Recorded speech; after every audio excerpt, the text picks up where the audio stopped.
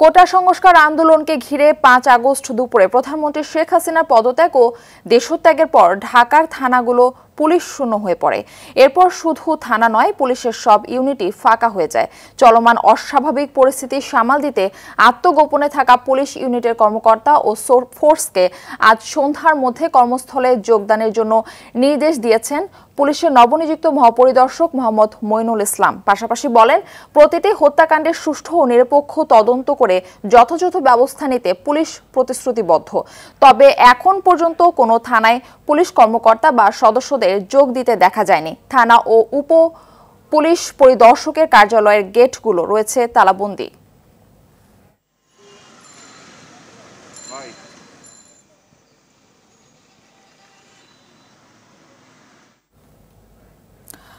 দর্শক, এই মুহূর্তে রমনা মডেল থানা থেকে সরাসরি যুক্ত হচ্ছেন সহকর্মী ইকবাল অনেক থানাতে পুলিশ সদস্যদের আসার নির্দেশ দেয়া হলেও তো এখনো কেউ উপস্থিত হননি। তো কোনো ডিসি বা ওসির সঙ্গে কথা বলার সুযোগ আপনার হয়েছে কিনা জানাবেন বিস্তারিত, এবং তারা কি বলছেন?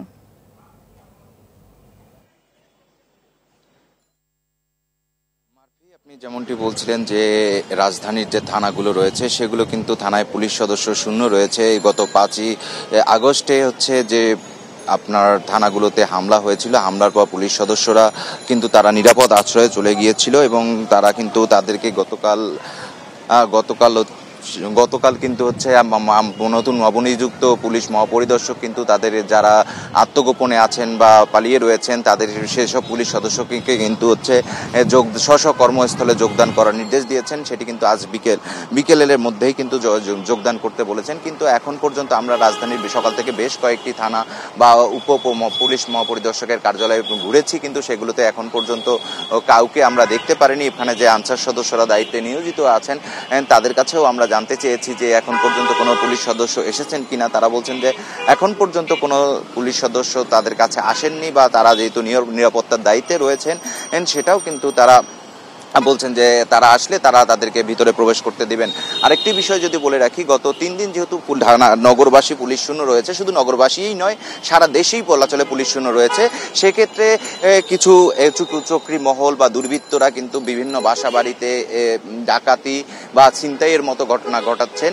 এবং এ সময় কিন্তু সাধারণ মানুষও বলছেন যে হচ্ছে এই মুহূর্তে আইন শৃঙ্খলার যে পরিস্থিতি সেক্ষেত্রে কিন্তু পুলিশের যে বড় একটা প্রভাব রয়েছে সেটি কিন্তু তারা অনুভব করছেন। এবং এই সার্বিক পরিস্থিতি যাতে নিয়ন্ত্রণে থাকে সেজন্য কিন্তু সেনাবাহিনী রয়েছে এবং সেনাবাহিনীর কিছু কন্ট্যাক্ট নাম্বারও দেওয়া হয়েছে, যে কোনো উদ্ভূত পরিস্থিতির সৃষ্টি হলে তারা যাতে সেটা দেখভাল করতে পারে। এবং রাজধানীতে আজকে কিন্তু পুলিশের যে সার্বিক পরিস্থিতি রয়েছে সেটি ঠিক করার জন্য পুলিশের নতুন আইজিপি চেষ্টা করছেন।